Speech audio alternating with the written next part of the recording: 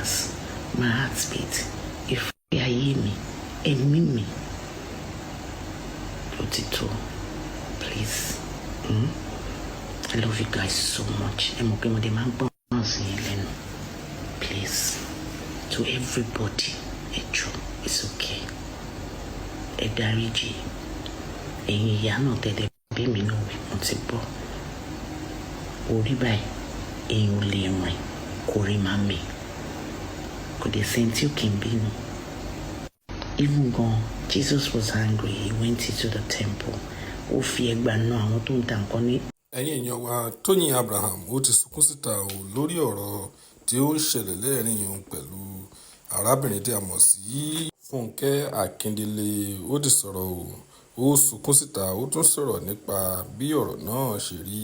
Ó dẹ̀ bẹ̀ àwọn fáǹsì rẹ̀ wípé ó ti tó wípé gan jẹ́ kí oògùn omi.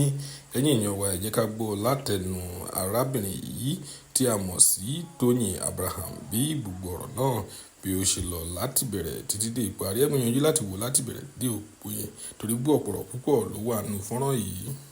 Ilé bàbá ó náà wọn jáde ní sọ òtítọ́ ẹjọ́ ẹ jẹ́ kí gbogbo ẹ lọ òtítọ́. This is a new week and Toyin Titans, not distractions, please. We have a big tax ahead of us. We have Alakada Gen Z coming out tomorrow. We have a lot of YouTube movies coming and we have a bigger tax ahead of us December. Please, it's okay. Edariji, Ejeki Bubuelo, Echon Tulolo, and everybody Echon. Emi no, Timba Shane, Edariji me, Emma Bin.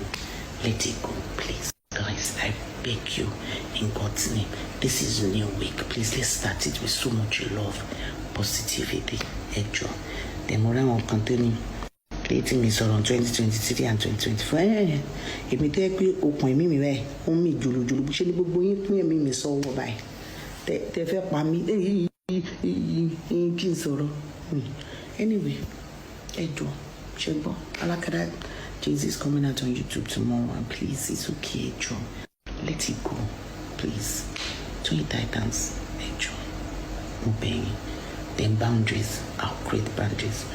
It's in the mama showing because probably this could show it. This which show it don't know about a command believe me. So it's to multi call me not a call. Woman call one, nobody is perfect. So it's to no, it's a quantity, it's a job. It's a common comment, so Joe, Chebo. I love you guys, Toyin Titans. I love you guys so much. Eshe, Ekwaduro, te kufe. Olorun atẹ̀yìn. Ishigoni, Ejo, Otito. I love you guys. You're very fine, more slim. Mo sick, mo ṣe slim. She mama breaking sick, slim, more fine. I'm out of the motion.